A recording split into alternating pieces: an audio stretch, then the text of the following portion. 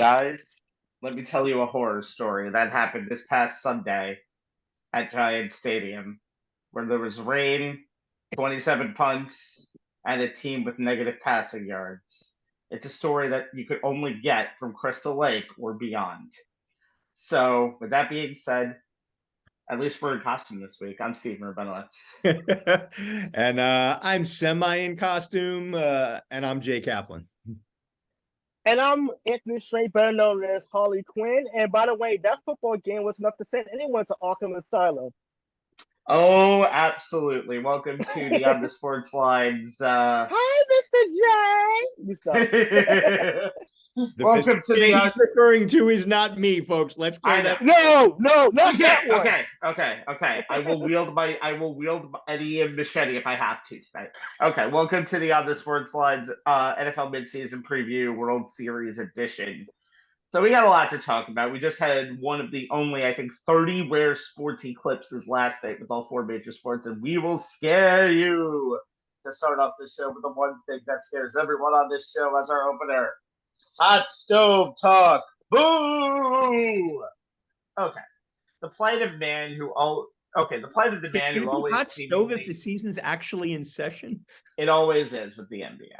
Anyway, the plight of the man who always seemingly does the Irish goodbye at every holiday party he's ever attended, James Harden, is over.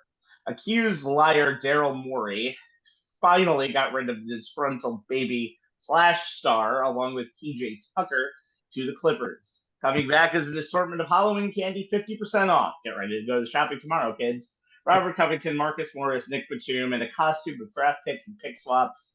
Next year, I want future considerations to be a costume. So, Jay, hallelujah, Harden is free at last. What do you think about this trade on the Sixers side of the ball? No, we're free of him at last. You both are free of each other, but I think it should be the other way around. We'll see. When the trade broke this morning and I reached out to you, Rabbi, to talk about it, because we realized this was going to be the opener of the show, you thought I wouldn't be happy about what Philly got in return from Harden. And as I said to you when we were talking, I'm actually fine with it, though I have no doubt there are plenty of Sixers fans who called into WIP today pissed off that neither Terrence Mann nor Norman Powell were part of the trade, feeling that the Clippers fleeced the Sixers. Daryl Morey should be fired for incompetence because none of the players he got back moved the needle for a team trying to maximize Joel Embiid's prime years, and that he just gave in so he could be rid of Harden. Now, I can understand that reaction, but it only makes sense if you only view it through the lens of the trade itself. The way I see it, Morey had less of a problem accepting what those aforementioned WIP callers will scream was a lesser return for Harden due to what he saw on the court through the first three games of the season. Now, the Sixers looked just fine without Harden, winning two of their first three, nearly ruining Milwaukee's opening night, winning at Toronto, and then blowing out Portland in their home opener, all while posting a net rating of plus 10.9 per 100 possessions, third in the NBA behind only the Clippers, ironically enough, and the Nuggets. I know. It's a ridiculously small sample size, but it is encouraging. I'll get back to why it's encouraging, in just a second. But let's look at what the Sixers did get back. First, the role players, as you alluded to, Rabbi, Robert Covington, Nicholas Batum, KJ Martin, and Marcus Morris Sr. Morris should fit in nicely to whatever Nick Nurse asks him to do. He can score 16.3 points per game for 36 minutes for his career. He can defend threes and fours, and he can spread the floor 37.6% from three for his career on 4.3 per game, attempts per game. Now, Covington isn't the same defender he was during his first tour of duty with the Sixers. He still has good hands, but he doesn't rotate as quickly as he used to. However, if he can knock down threes like he did last season, 39.7%, albeit on only 2.8 attempts per game, or even on the 35.8% clip on 6.7 attempts per game that he had during his previous set in Philly, he might be able to carve out a similar role, especially with his ability to force turnovers, a trademark of any Nick Nurse defense.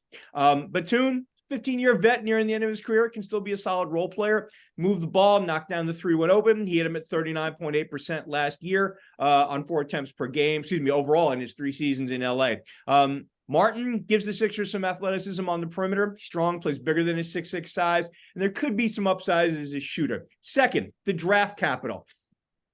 2026 first rounder. That's from the Clippers via OKC. Thunder can't be happy about that. 2028 first round pick a pair of second rounders plus a pick swap from LA, according to NBA sources. Sixers can use those assets to try and acquire another top flight player closer to the February 8 trade deadline if Morey deems that the team needs such a player this season. Otherwise, he can use them down the road.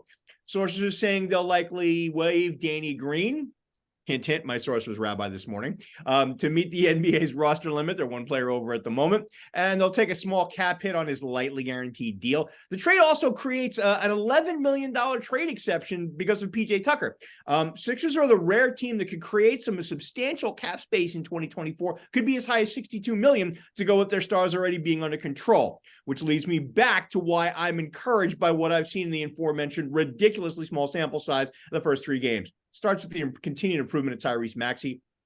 Fourth-year guard, averaging 30.3 points per game out of the gate, up from 20.3 last year. 6.3 assists, up from 3.5. 6.7 boards, up from 2.9. Couple that with what seems to be another leap in his shooting, hitting threes at a 56% clip on 8.3 attempts per game, up from the 42.7% on 4.1 attempts per game from last season. And he's showing everyone that, his new head coach was correct to increase his offensive workload. Embiid seemingly pick it up from where he left off of last year's MVP campaign. 31 points, 10.3 boards, 7 dimes, 3 blocks, and a steal per game out of the gate. Tobias Harris is reminding folks that his 19.7 points per game to start the season shouldn't come as a surprise, since before Harden arrived, he was the Sixers' number 2 option most nights for his first 2 full seasons in Philly, averaging a little under 20 points per game on almost 49% from the floor, almost 38% from 3 on 4+ attempts per game, so almost 7 boards and over 3 assists. Think about this, guys.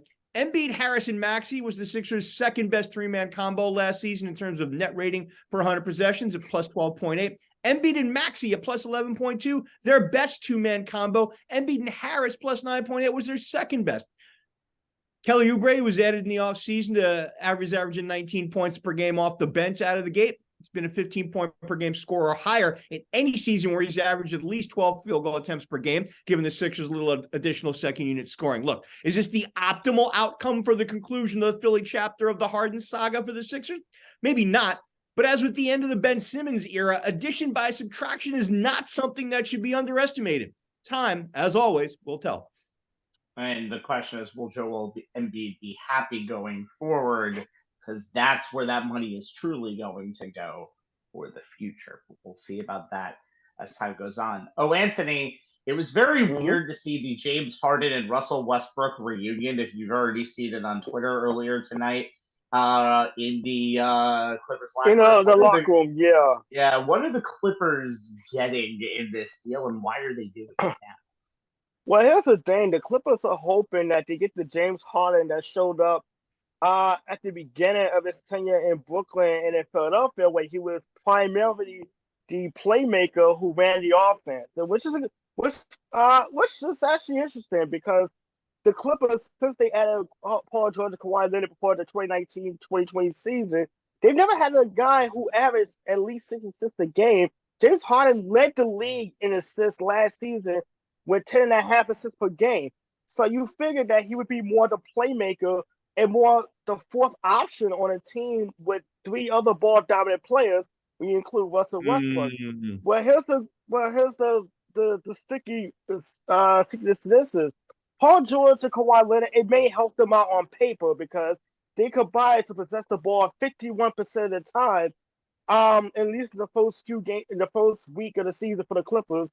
And even when you pair Russell Westbrook with the other two, Westbrook's usage is down 17%.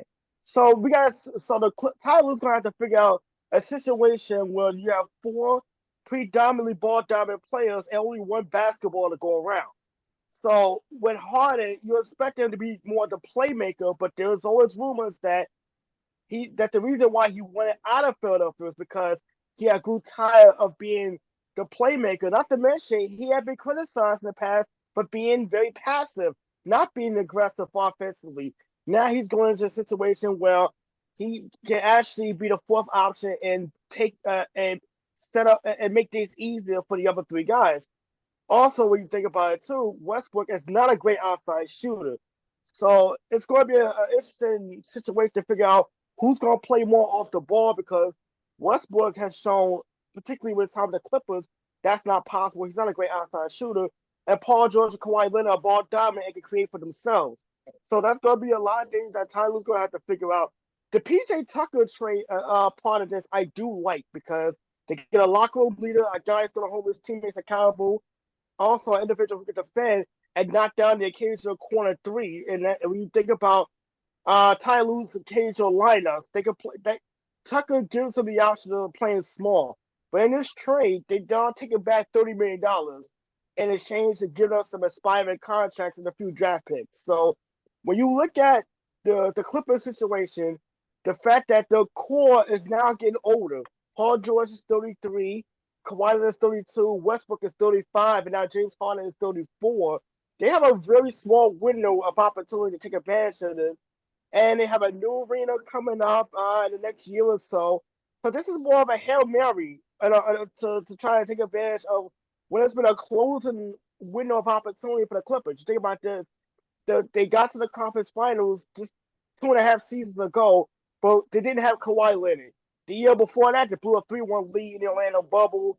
And of course, the last few years, they've either got into the cusp of the postseason only to lose one or both guys along the way. So the Clippers right now, this is just pretty much really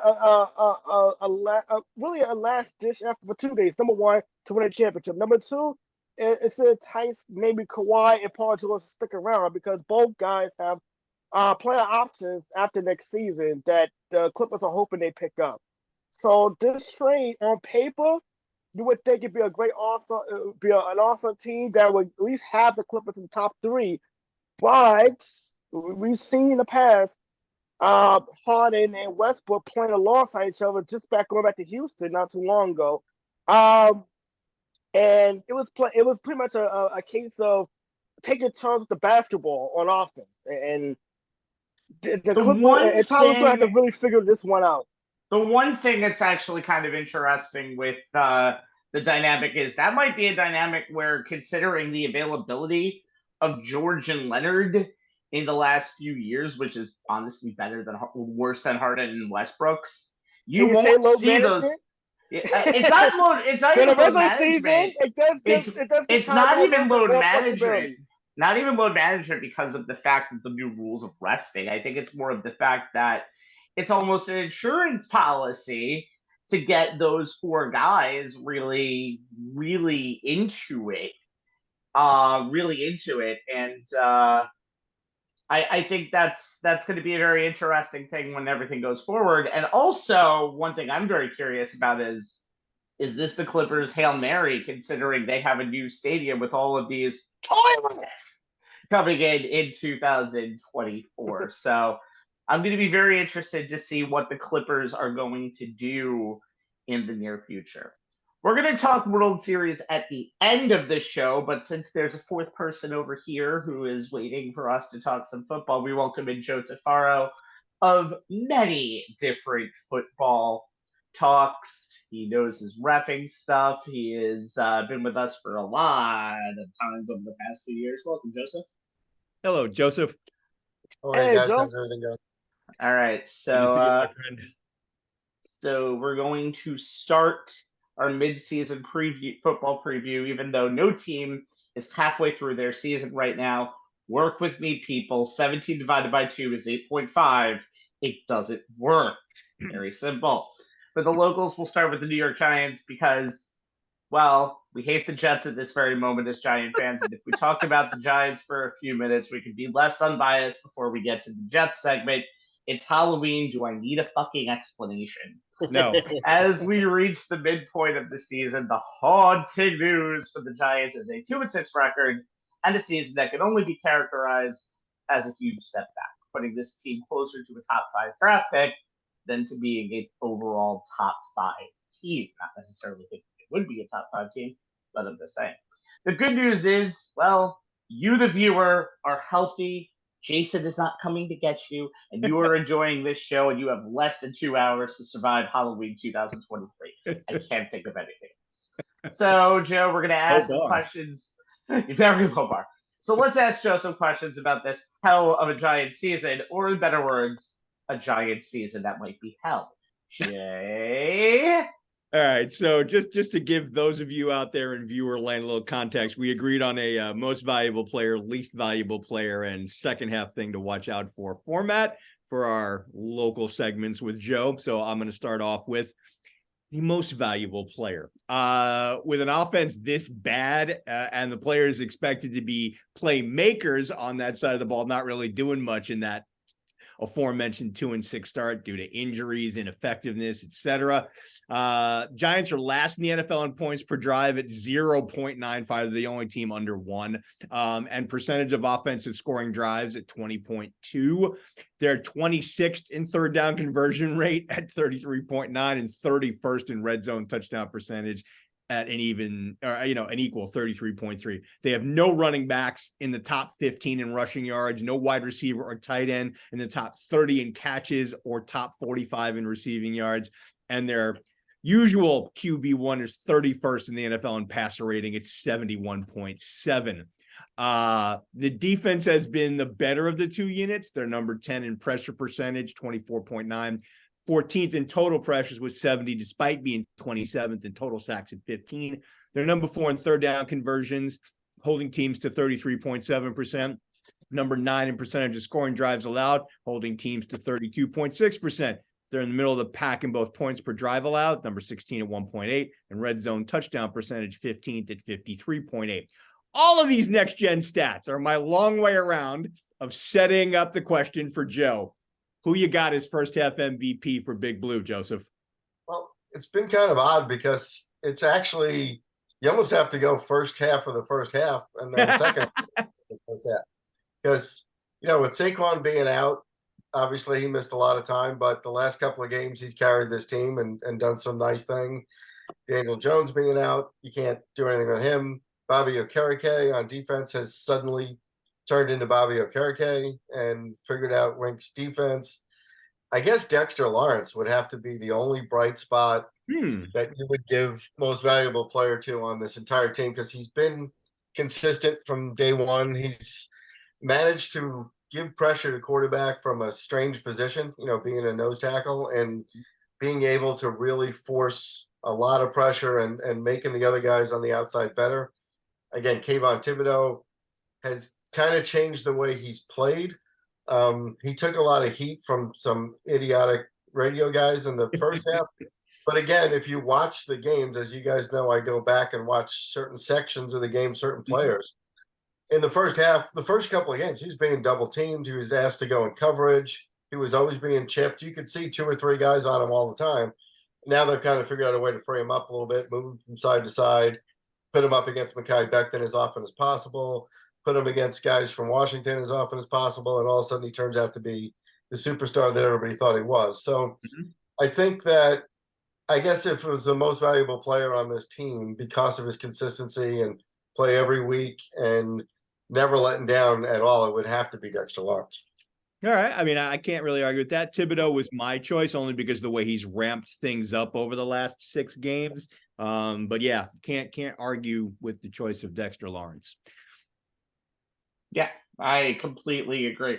Although Thibodeau having an all-world performance on Sunday really helped out, I think, towards his case, if that really is an award. But there's a lot of people, Anthony, for the LVP.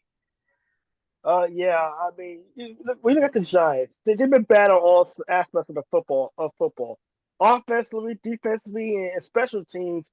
They've just been undisciplined. They've taken some ill-timed penalties. They've just been bad in every aspect. So Joe, you can go anywhere with this question, but who is in your opinion, the least valuable player on this team? And your 2-6, as bad as it's been, I think you have plenty of options of where to go to with that one. Yeah, I think I got to say Darren Waller, though. The fact that he's had maybe one good half of football in Arizona, he looked good in the second half, but then again, so did everybody else. I don't really feel like he's made himself available. I know he was held in the Buffalo game at the end of the game. That wasn't really his fault to not be able to get up and catch that ball, but I don't feel he's made the difference that we all saw in preseason and in some of the stuff when we saw even in the first game where they line him up in certain places. He's not very good at pass blocking. it doesn't seem like anybody is good at pass blocking on this team, but he seems to pass guys off too quickly. He'll two-hand touch the first guy and then go to get the safety, and that's the guy that makes the two-hand touch makes the tackle. So I don't think he's given that comfort to Daniel Jones or Tyrod Taylor that we were all hoping for, and I don't think he either hasn't made himself available when the other guys clear out for him, and he hasn't been able to clear out enough room for the other guys to get underneath or to go over the top. So I think it's just been a little disjointed. I do think what we said from day one, Jay asked me the question from day one was, how far is this team going to go? And I said, as far as the offensive line takes them. And that's been pretty obvious since we have a revolving door at left tackle, right tackle. And the worst part is, you talk about how bad that first game was against the Cowboys.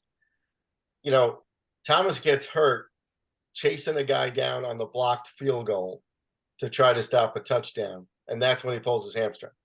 So that whole mess of that first drive, how it ended, just ruined their next 6, 7, 8 games because you lost your left tackle. Your entire offensive line goes into flux before you lose everybody else and guys getting hurt. And just amazing that the one guy that you really counted on to be there and be steady and make the rest of that line maybe work goes out in the first series of the first game. And from then on, you've just been chasing it. So I would have to give it to the entire line, Anthony, or I'd have to give it to just because, again, there's so many different guys who have played. You can't single one guy out for not playing well. I would definitely. I got to ask: does Justin Pugh get a pass because he's literally straight off the couch? Exactly. There's a guy who could be most valuable player because he came in and not only did he make a difference to play well, but if you noticed in the last couple of weeks, he's getting these guys to go out to dinner together. He's he's teaching them what it's like to be a successful unit because he was on a successful team. Yep. Team that didn't win anything, but they were successful as far as an offensive line. They played well. They played different positions well, but they were a unit. And that seems to be maybe what was missing with this group is, again, when you have 12 guys and nobody knows who's playing, it's tough to be too cohesive. But, he started the whole process then again of taking them out to dinner and bringing Daniel Jones and Barkley along to pay for it and, trying to at least kind of get something going to make it positive. So. You think Barkley could actually afford it on his $10 billion salary this year? Come on now. Oh, come on. We know Daniel's picking up the tab on that. Come on. Better pick up the tab. Saquon's handling the tip, but we know Danny Dimes is picking up the bill. Right, exactly. Yeah, I gotta agree with you, Joe, because the offensive line has been bad, but Evan Neal is kind of the guy who stands out to me, and we know he's played poorly. He's allowed 29 pressures in the games he's played. He's missed the last few games because of injury. But you can't compound matters by going after the fans as well. And he's a young player. It's a little experience for him. He's gonna have to learn that that's not the way to go. But I mean, with him and Graham Cano's another guy, and I hate to pick on kickers. I don't like him, but I hate to pick on the guy. Yeah, but he only had one bad game. You can't pick on Graham Gano. Graham Gano's been kicking 55-yarders all year long. You can't pick on him for 1 week. That's not fair. I have to put him in consideration. Pick on him for one bad. I have to put him there. He's a consideration not because of the kick at the end of the game. It's because he was the one insurance that the Giants had the last few years as far as getting points. He's kind of struggled. I do feel like that blocked field goal against Dallas really kind of affected the whole team. Hang up on him. I'm sorry, I have to agree with Joe. And if this was our radio show, we'd have hung up on you already. Okay, hang up on him like he's Carl Banks, but he doesn't even have the things zoomed over there. By the way, and also again, you don't want me to bring up because I know Anthony doesn't want me to bring up Chase Young today. So we'll, as I got yelled at all day about how the Giants lost the war and how they won the battle, but they lost the war. Look, they got Chase Young. They're going to win a championship. They're going to look how great Washington's going to be. Boom. See you. Bye. Go play somewhere else. Speaking of, that leads me to what the hell is the one thing to look out for in the second half of the season for the Giants. And honestly, it's the development of this team because they are 2-6. And yes, the seventh playoff spot is always going to be a thing, especially in a terrible pack of teams looking for that seventh playoff spot. But for the Giants now, it's just getting some momentum towards the end of the season. Even if you finish 7-10, I think that could be a big positive towards the future because, again, we've seen this happen in I hate to say these names, the Pat Shurmur, the Ben McAdoo, and the Joe Judge eras where the second season just went from bad to worse. So I'm just looking to make sure this Giants team can get this thing back on the rails. I know that might be maybe sort of a generalization, but what are you looking for in the second half of the season? Yeah. And, you pointed out in the beginning of the year, the second half schedule is a lot simpler than the first half schedule. They certainly could have stolen 2 more of those games and been in a better spot, but you can't worry about that stuff at this point. But, you're going to play Washington again, who is obviously shedding payroll like crazy. You're going to play, and Eric Bieniemy is a complete failure as an offensive coordinator without Patrick Mahomes. You're going to have to play teams like the Raiders and stuff. They're going to be able to win a lot of games. So I think the point is, can you get back in track? Obviously, this defense is on track at this point. Can you continue to develop Tay Banks to be the shutdown corner that he's turning out to be? That, again, to the point that they leave him alone on a Garrett Wilson. They leave him alone on, I'm sure, Devontae Adams this weekend. They're going to leave him alone on just to develop him, to have him get those skills. Jay and I talk about this all the time. It's the only way you're going to learn. Throw him out there and put him up against the best guys. He's went up against McLaurin already, shut him down. He's gaining confidence. He's gaining skill as we go along. So I think the rest of the year is based more on developing him, developing Hawkins, developing Flott and a couple of the other guys back there so that you can start to build on that. Letting Leonard Williams go was great because you get some cap relief, but also cap relief. Again, you weren't going to re-sign him, so you might as well get something. And they wound up getting a higher draft pick than they actually traded to get him. Yeah, they traded a third round and they wound up getting a second back. So pretty good deal from Joe Schoen. They said he got a bunch of calls, and obviously he waited till they got a pretty good offer back from Seattle. But again, get all these other guys, Nacho and those guys, start rotating all these other players in there, figuring out how you're going to do. You got to move on from Azeez Ojulari at the end of the year because he's can't stay on the field for more than a half of a game. All of that stuff has to be figured out. I think also Daniel comes back this week, see if he plays the next 8 weeks, see what his level of play is, see if you can't get Waller back healthy, see if you can't figure out an offensive line at this point to not get guys killed. And it's obvious. I mean, we knew it last year. We knew it for the last 4 years. That's the priority for this team, is figuring out how to draft guys, figuring out how to get free agents. How do you get an offensive line that's going to be steady, that's going to be decent enough? Again, I pick on Washington because they're easy, but that's a horrible offensive line. The Jet offensive line is awful. We talked about them in the preseason too. If you don't know who's going to play, and they took 2 guys off the field the other day against the Giants, what are they going to do the rest of the year? They keep talking about Aaron Rodgers coming back in December. I go, yeah. Well, we have time to talk about the Jets and Justin Bowden. But again, do you think him standing as a statue back there is going to be any better when you have that offensive line?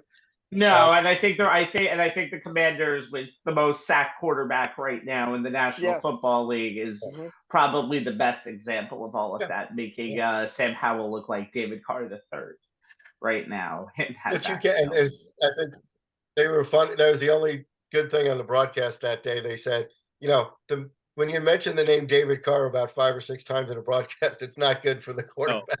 No. It's nothing positive coming up from him. But the other thing with them is, like you said, you can't have Sam Howell if you don't have an offensive line. You can't have him throwing 50 times a game. You got to figure something else out. You got to figure out a running game. You got to figure out some end around, some sprint outs, something. This guy is going back 50 times a game and he's getting his head handed to him. Mm-hmm. I mean, I give him a lot of credit, but what's the point? You're not developing him into anything. It's crazy. I really don't know what they're thinking of down there. And again, if I'm Sam Howell, I'm suing Eric Bieniemy for fraud and malpractice because you gotta help me Okay. out a little bit. All right, let's get back to the locals here because we will lose any viewers left if we continue talking Commanders. That's just not the way I want to do things. All right, let's move on to the New York Jets, who after a Week 3 loss against New England could have been considered in the same boat of a hellacious season. Of course, coming off the terrible Aaron Rodgers Achilles injury, 1 drive, 4 plays into his Jets career. Aaron, by the way, apparently is trying to dress up as the Bionic Man for 2023. Good luck. Right? But then came Week 4 when the Jets almost beat the Chiefs and much maligned Zach Wilson almost outdueled Patrick Mahomes. What is this like? But after that, 3 straight wins. The Broncos on the road, giving the Eagles their first and so far only loss, then a win, as ugly as it was, against the Giants to crown the Kings of New York. Or you know what, Kings of New Jersey, because that game did not deserve any. All right, 4-3. What does the future hold to the team in green? Same questions, Jay lead off. All right. So as Rabbi noted, even though the Jets are 4-3, they've been winning so fugly. Yes, I put an F in front of the ugly. Y'all can figure it out. That there aren't a lot of candidates for first half MVP for gangrene. The offense has struggled to move the ball. 30th in the NFL at points per drive, 1.26, 28th in the NFL in percentage of offensive scoring drives, 29.4. They're last in the NFL in both third down conversions at 23%. They were how bad on Sunday, guys? 1 for what? And red zone touchdown percentage at 26.3. They have no running back in the top 10 in rushing yards, no wide receiver or tight end in the top 20 in catches or top 25 in receiving yards. And their current QB1 is 29th in the NFL in passer rating at 74.3. Like with the Giants, the Jets defense has been the better unit. They're top 10 in quarterback pressures, top 10 in quarterback pressure percentage, 29.9, and number 6 in total pressures with 81, despite being in the bottom half of the NFL in sacks. They're number 4 in points per drive allowed, 1.45. Number 8 in percentage of scoring drives allowed, 31.4. And they're 20th in third down conversion rate of 40%. They do get stingy in the red zone. They're allowing touchdowns on just 36.4% of the trips. Good for number 4. Once again, all those next-gen stats are me taking the long way around to set up the same question for Joe, but this time for the Jets. My friend, who you got as their first half MVP? Well, it's either Breece Hall or Garrett Wilson. They're the only 2 guys who can play on the whole team. I mean, all you have to do is, again, Tiki was pretty good and Matt Ryan were really good on Sunday to say, hey, he sees single high safety. He knows it's man coverage. He's going to throw it to Garrett Wilson, and that's all you have to do. That's all he has to do is not miss the one guy that he can throw to that's usually pretty open or at least can make a contested catch. They only beat Buffalo because of the catch he made. They didn't beat him because of the throw that was made. They beat him because of the catch that was made.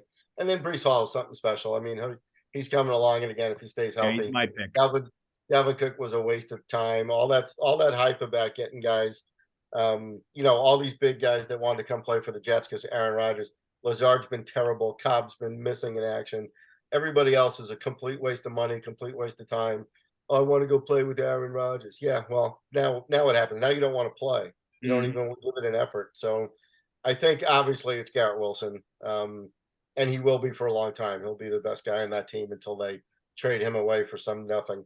We'll screw that up too. But those are the 2 guys that are easily the MVPs of that team.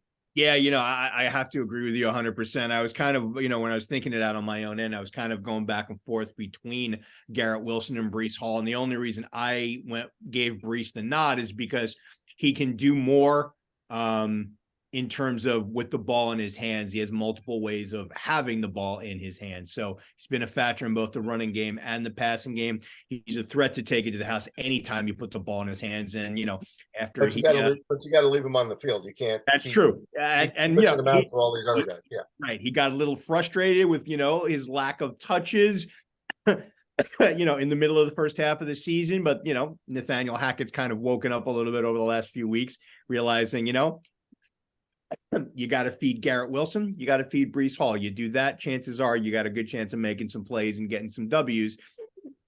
See if they can keep that formula up in the second half of the season. Where there's a good, there's a bad, Anthony. Yeah, and so unfortunately, when you're 4-3, there are some ugly moments. You date back to the New England game. You date back to Zach Wilson's inconsistencies. We talked about the offensive line struggles. But Joe, same question. Who is the least viable player on the Jets for the first half? Can I pick Aaron Rodgers? No. No. Well, then just go to his little brother and Zach Wilson, who's just been terrible. He got obviously he's been under pressure this week from the Giants, who put him under a ton of pressure. And again, you saw that Matt Ryan saying it too. He goes, he's been confused about things. He's still not sure. He switches into plays that are the wrong ones. He thinks he sees something that he doesn't see. The one time he has Breece Hall wide open in the flat to get it to first down, he throws it 10 feet short of him into the ground. He throws some really awful passes as far as being accurate goes. He's missed a few guys. Again, he got a little bit better this week of staying in there after a while. I guess it really didn't matter after a while, but he does start to run a little bit too quick sometimes. And again, the whole thing of, oh, my mentor's coming. Oh, I can't wait to learn. I've been so good in practice because I'm learning. I'm so happy. I'm so good. And he's been awful. He's been absolutely awful. So if you're going to give a failing grade to somebody on the team, besides the offensive line on that team is just as bad as they are on anybody else's team. Again, if you don't realize Mekhi Becton's a waste of time at this point, you'll never will, and then you deserve whatever you get out of him. But I still think it's Zach Wilson because he just still doesn't know how to read defenses, and he still just doesn't know how to get a ball to a certain spot. Again, he's good at the little sidearm throws, and he's good on the run, but that's not the play that was called in the huddle, and he's got to figure that one out. So, I gotta agree with you on that one. Yeah, giving a pass to it's always going to be the offensive line for me, but I think Zach's struggled a little bit. Remember you talked about this. You get back to the game against New England with Zach Wilson and how often it was pointed out with Tony Romo during the broadcast. Zach Wilson kind of eyeballed one receiver and not going through his progressions and clearly trying to force passes to places where it's not there.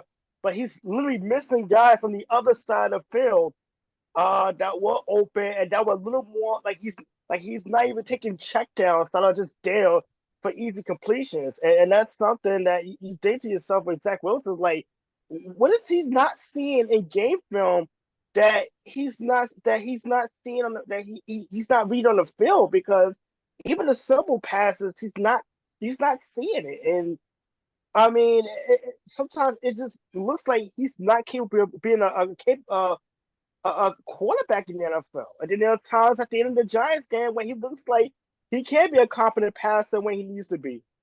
I also think that the Nathaniel Hackett formula is, especially with Aaron Rodgers, there is just getting the ball out of your hand as fast as possible, right? It's reading that backside where you can turn and just throw right away. It doesn't matter how much pressure you put on Aaron Rodgers. He knew where to go with it. He's getting rid of it. He doesn't have that yet. He doesn't have that innate ability to go, I need to go there. This guy's going to be wide open. I need to go here. I need to take the check down because it'll turn into something because because we've moved everybody to this side of the field. He's not getting that point. So that means he's not even learning the offense because they certainly didn't change it for him. It was supposed to be the same idea. And so again, I just think he's failed a bit. Joe, there's a part of me that kind of thinks that they have, if not completely changed it for Zach Wilson, they've kind of slimmed down the playbook. I got to believe there's definitely stuff that they've taken out of it. I mean, over recently, as the season's worn on, Zach's gotten a little better in terms of when he gets the ball out 2.5 seconds or less. To me, the reason he's being successful when they're doing that is because they're telling him the play is, this is your read. If it's not there, get rid of it. So they're not asking him to survey the whole field because, Ant, you're right. He doesn't seem to have he processes too slow. And that can't happen when you're on a team that has the offensive line that this team has. So other than he comes up to the line, and the only thing he's looking to see basically is, are they in single high? So as Joe said, are they in single high? Okay, I'm going to Garrett because he's got man coverage. Other than that, he's not recognizing. Any team that attempts to disguise their coverages pre-snap are going to get him because he doesn't recognize and he doesn't process quick enough like Aaron Rodgers does. And granted, very few quarterbacks in the game process as fast as Rodgers. But you know, that's part of the problem. If you can't process even close to that, then unfortunately the what's in the amount that's available to you in the playbook goes from this to this. But that's a good thing for him just because of the fact that he's learned. The only thing I can say, and I'm going to be semi-positive when I say this about Zach Wilson, his mechanics are still awful. His mechanics are still awful, but he is at a point when you look, how can you be the LVP of a team and still be better than expected? Because I think what we saw from Zach Wilson last year was something that should never, ever even be on a football field ever again. Now that I see what I've seen this year, the quarterback play, I can see him on the field in a football game. You can have your things like his decision-making is still terrible, but his interception rate is down because they work around him.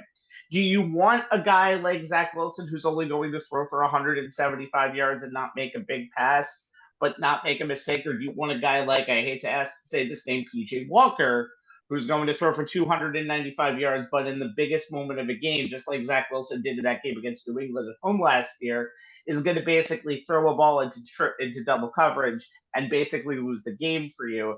And that's really a question of what we have. You were talking about, Rabbi. You answered. It's a problem. When you're talking about two teams that have the defense that those two teams have, you need a quarterback who's not going to make a mistake. Exactly, and that's why I think, again, when you said Zach Wilson was 29, I actually thought that was an improvement considering there were times last year when he was in the mid-30s, and there are only 32 starting quarterbacks in the league. But I can see how the Jets still want a lot more. Speaking of, let's talk about that second half question for the Jets.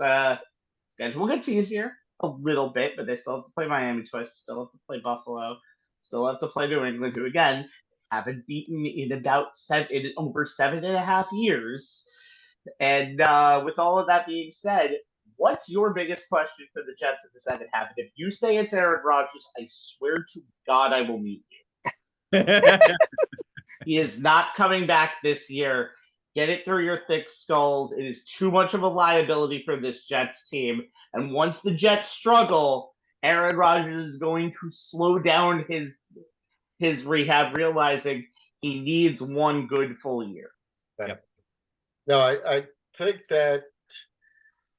what you have to look at, again, everybody knew they had a good defense. We've talked about how this was going to affect their play. I think if they get Garrett Wilson, again, keep him involved, keep Breece Hall alive, get rid of some of this other stuff that's around them. Don't worry about trying to get Lazard and Cobb involved. Don't try, play with the tight ends, play with the running back that you have. Forget about Dalvin Cook, sit him on the sideline, let him come in once a half to give somebody a rest. Get rid of all that stuff. Forget all that stuff you did to fluff up the team around Aaron Rodgers and play football. And let that defense keep you in games. Simplify as much as you can for Zach Wilson. Hope he doesn't get killed because he's going to get hit 100 times more this year. And, at least he's a little bit resilient in that fact that he seems to be healthy. But we all know it doesn't take much, for something to go wrong, especially, again, hopefully we're going to talk about this too.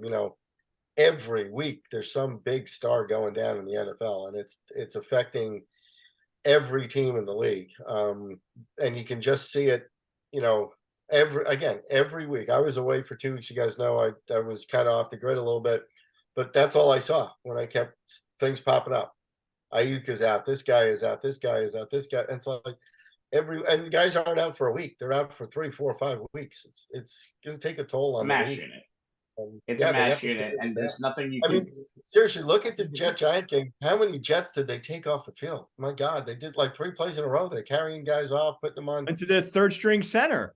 Yeah, they're down to the third string center. And of course, they bobble the first snap and fumble. And it's just not a well-oiled machine in any way on offense.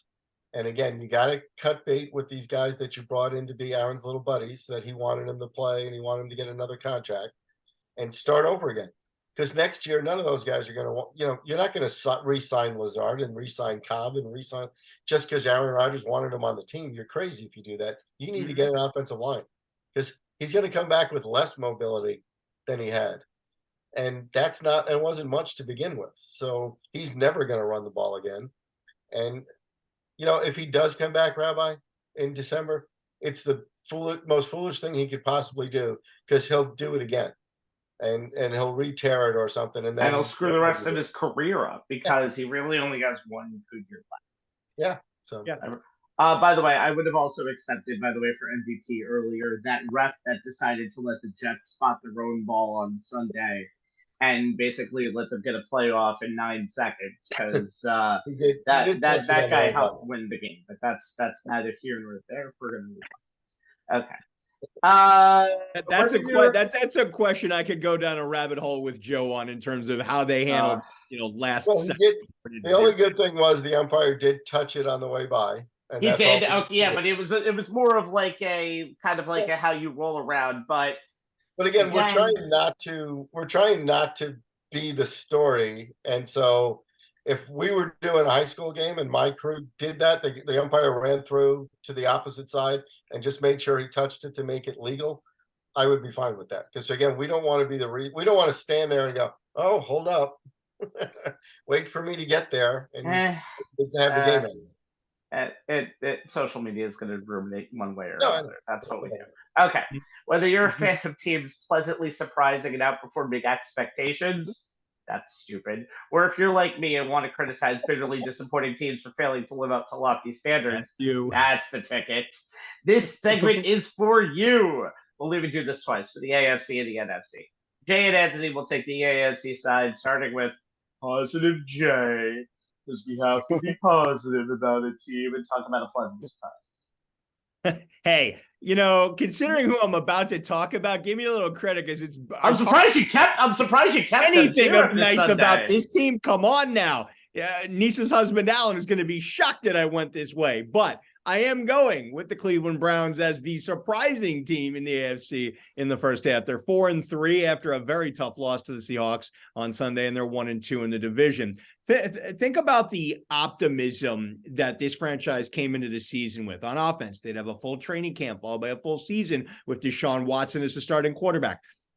He'd be throwing to a legit wide receiver one in Amari Cooper, who had 78 catches for 1,160 yards, almost 15 a catch, and 9 scores last season. They already had one of the best running backs in the NFL in Nick Chubb, who was coming off a 1,525-yard, 5-yard per carry, 12 touchdown rushing season. And they'd be pairing that with a defense led by a game-wrecking defensive end, Myles Garrett, who his 2022 stats read like a Defensive Player of the Year candidate, which he was. 16 sacks, tied for second, 27% pass rush win rate, third, 18 tackles for losses, third, 26 quarterback hits, tied for fifth, and a pair of playmaking defensive backs and cornerback Denzel Ward, who had 3 picks and 15 passes defense, and safety Grant Delpit, who had 4 picks and 10 passes defense. Then Chubb goes down in game 2, lost for the season with a torn MCL, followed by Watson missing weeks 4 and 5 due to an injury to his throwing shoulder, and he's out again for who knows how long. Not that Watson was lighting the NFL on fire before going down. He was completing 63.7% of his passes, but was averaging just 6.65 yards per attempt, only 226 yards passing per game, had thrown only 4 touchdowns against 2 picks. He'd been sacked 12 times and had a passer rating of just 87.8. The Browns are only 2-1 with him under center for complete games, but that's been as much about the defense. Chubb before he got hurt and catching the Bengals in week 1 when Joe Burrow looked like more like Joe Schmo. But despite all that, the Browns have been competitive in every game except the 28-3 week 4 loss to the Ravens. And that's due to Jerome Ford and a re-signed Kareem Hunt holding the running game together. The Browns are 7th in the NFL in total rushing yards with 1040, number 2 in rushing yards per game at 148.6, and they're in the top 10 in yards per carry at 4.4 and rushing touchdowns with 8. And they've had to rely on that ground game with P.J. Walker at quarterback. Walker's used to being put in tough situations going back to his time in Carolina, and he's a pro, but he's To quote Zach Jackson, the Browns beat writer for The Athletic, the emergency of emergency quarterbacks. And he scares no one as a passer, as evidenced by his 49.5% completion percentage, his paltry 206 yards passing per game, his 1-5 TD to interception ratio, and his 59.8%, 59.8 passer rating. It's a big reason why the Browns are last in the NFL in third down conversion percentage at 31.1%. He's coming off a full week of practices with the ones, but he's only been QB1 for 7 quarters for a team that he joined the first week of the season. Walker has limitations, clearly, and he's adjusting on the fly, which is nowhere near ideal, but Watson is out until otherwise noted. So it's Walker's team, and head coach and play caller Kevin Stefanski will have to adjust as well. The Browns are 4-3 for one singular reason: Myles Garrett and Jim Schwartz's defense. Garrett has 8.5 sacks, tied for third, 31% pass rush win rate, tied for first, which is impressive on its own, but more so when you take into account that he sees double teams on 27% of the time on his pass rushes, which is tied for second most in the NFL among edge rushers. Garrett is also tied for number 1 in the NFL among edge rushers in run stop win rate at 40%. He's doing it on, in both areas. Defensive tackles Jordan Elliott and Dalvin Thompson are both top 5 in run stop win rate for interior defensive linemen. Elliott's number 1 at 49%, despite seeing double teams at an NFL high 54% of the time, and Tomlinson is number 4 at 45%. Schwartz has this D-line playing at the top of its game, as the unit is number 4 in the NFL overall in pass rush win rate at 55%, and number 1 overall in run stop win rate at 39%. His secondary is holding a quarterbacks to a league low 55.4% completion percentage. Their 5.9 yards per attempt allowed is 5th best. Their 1,143 pass yards allowed is tops. Did they come up short in the loss to Seattle? Yeah, but maybe, but even the best defenses have one of those days, especially with the outsized load that they're carrying compared to the offense, especially this offense as it's currently constituted, especially at the quarterback position. But overall, in all things considered, the Browns have to be a surprise, a pleasant one if you're a member of the Dog Pound, at the halfway point. Can they stay in the AFC playoff hunt within the always competitive, beat each other up AFC North? Maybe, but the schedule the rest of the way doesn't do them many favors. Home for Arizona this week is an even match. The Cards have been competitive, but after that, they're at Baltimore, home for the Steelers, 2 straight on the road, at Denver and the Rams, back home for 2 against the Jags and the Bears. That's another even match. But before finishing out the season at Houston, home for the suddenly resurgent Jets. And they come in a full circle moment. Their season finale is at Cincinnati. Joe Burrow ain't going to be Joe Schmo by that time. Could they go 5-5 and finish 9-8 with PJ Walker having to play extended time at quarterback? Maybe, but that's going to put even more onus on the defense to play at an elite level. The sooner they can get Watson back, the better their chances. The Deshaun Watson situation is a whole nother hour in itself, considering the fact that his coach said he was cleared. He said he wasn't cleared.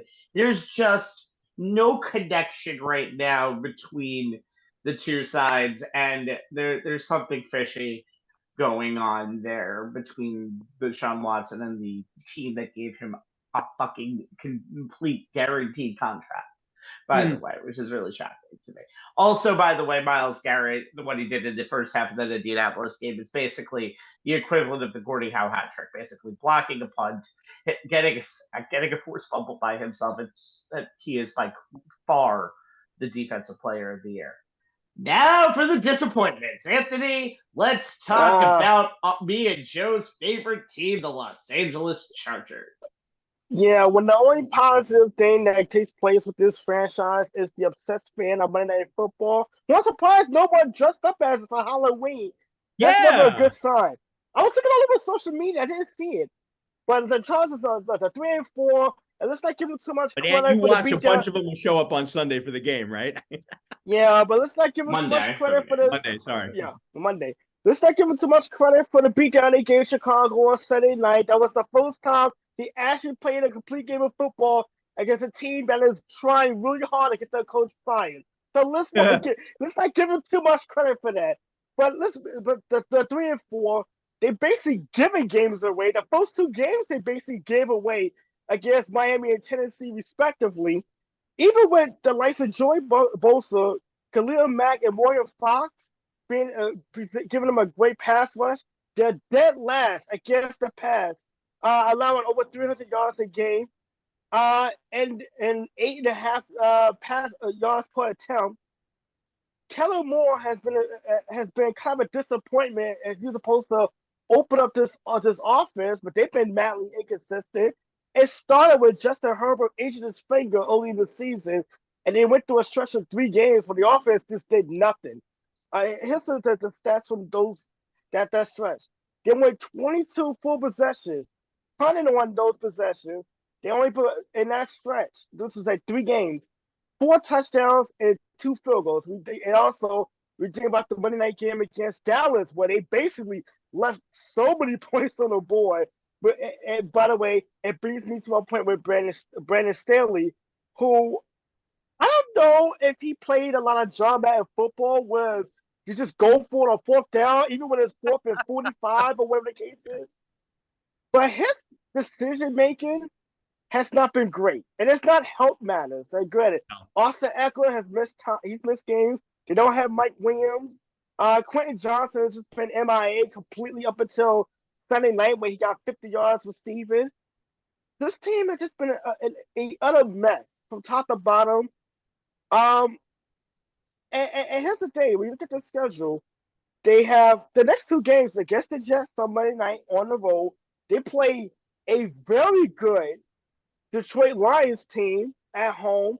They still play the Ravens on the 26th of November. By the way, and they still play Buffalo. They still play the Chiefs to end the season. Right now, they're sitting 12th in the AFC with 4 teams ahead of them. So it's going to be really hard for the Chargers unless they go on one of their usual second half surges that this franchise has been known for over the years.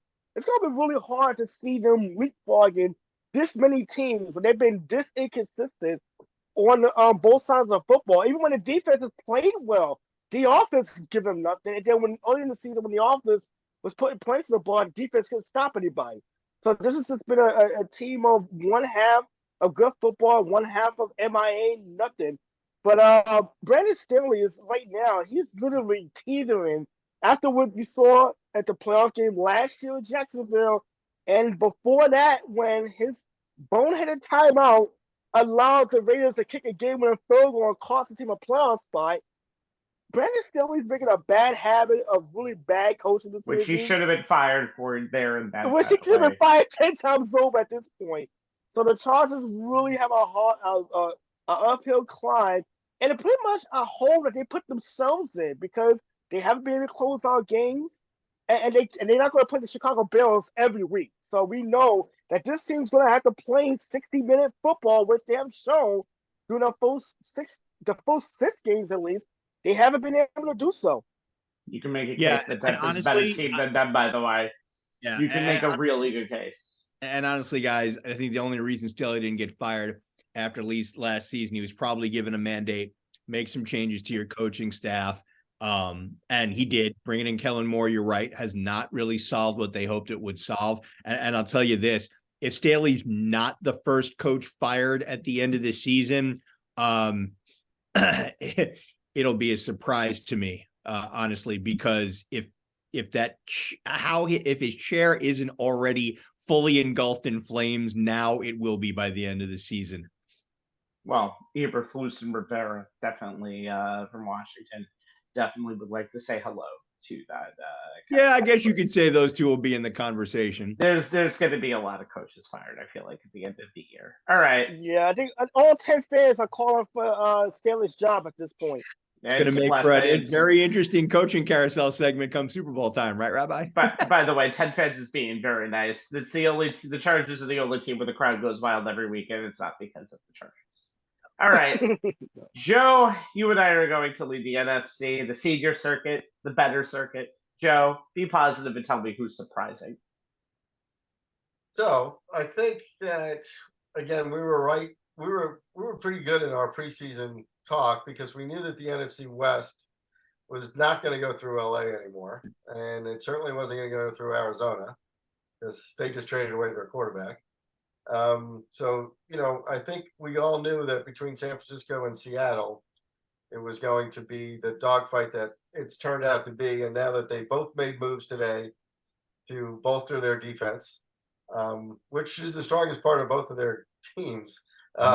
So they went ahead and actually made better on that case. And I said I thought that San Francisco would take a step back this year because I didn't think they made the right choice at quarterback. And I think they certainly gave up on Lance too quickly because if Purdy gets hurt, you got nothing back there. You got Sam Darnold and a couple other guys hanging out there that never have been able to play. So I think that Seattle's been the surprise for me. I think they played a lot better than anybody had thought they would. I don't think that Pete Carroll's a fantastic coach, but I think that the quarterbacks played very well. I think, they're starting to get guys involved in there. They still have Lockett and they still have a couple of their bigger receivers there. But again, the defense is always the story up there. And adding Leonard Williams is going to be a big boost for them.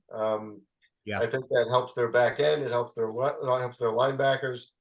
It's a guy that plays every down. He understands what his job is when he's out there. So I think they played a lot better than I thought they would. I guess they're the number 3 team as far as record goes, Jay, in the NFC. And I think that's correct. Right, because it's Philadelphia and you got Detroit also at 6-2. You got Right. Seattle at 5-2, and you got Dallas at 5. Yeah, so those are the 4 teams at the top right now that I think, again, to make that move to go ahead and bolster your defense even more, add a little bit more pass rush to that. I think they just continue to figure out ways to win. They're not winning big. They're not winning by large margins, but I think they have a lot of veterans on that team that will keep them in games and make them play even better than they have been in the first half. And I look for them to overtake San Francisco and take the West. So that's where I think that's going. I do think Geno Smith is a little less careful with the ball this year. We've seen him make a little too many mistakes, and I think that if he doesn't improve at that position, that team goes nowhere. But we'll see what happens as this season goes on. They have surprised me a little bit too. I did not expect them to keep the pace that they were at last year this year. Green Bay is my disappointment. They've been horrible. And I'm going to bring it to Detroit. When I was watching the Lions last night, seeing their offense gel, they made a lot of mistakes in the red zone. Big deal. They were playing a team that was much worse than them, so they were allowed. They basically could treat part of it like a preseason game because of the talent they had. I looked and I realized the NFC North division race is over, and we're not even in week 8 because of the fact that the Lions now look like the standard bearers of the NFC North. And you talk about a team that made the wrong decision. Jordan Love is just not ready to be a starter, and we're in season 3 for him. Remember when we were giving those stats earlier on how Zach Wilson had the 30th best? He has the 30th best quarterback rating in the league. Jordan Love is 28th, and Jordan Love's played every single game this year. His first few games were really good, but then he just doesn't have any poise. He's kind of learning on the job because God knows Aaron Rodgers wasn't really willing to give him tips on how to be a good quarterback over his 2 years as the rookie on the team. He's played almost every snap this year. His completion rate percentage is 57.7%. That's not good. He has an 11-8 touchdown interception ratio. Best running back on the team is A.J. Dillon with 266 yards. Aaron Jones has been injured. Their best wide receiver has had 314 yards. There's no real WR1, and yes, I'm now saying wide receiver 1 on the team because Romeo Doubs, who was supposed to be their big star, has had 51 targets and has had 27 receptions. Do the math, kids. That's not good. And there's just no real consistency on this team. This team has no stars. This team has no cohesion. If it weren't for a game that they almost blew against New Orleans, they had to come back big time in the fourth quarter, this team would be 1-6. But they're 2-5, and there really is no hope for them right now because they're in a dead zone, and the only way for them to get out of a dead zone is to just find the next quarterback of the future. Because honestly, Jordan Love isn't it, and there's just a quarterback epidemic in the league right now.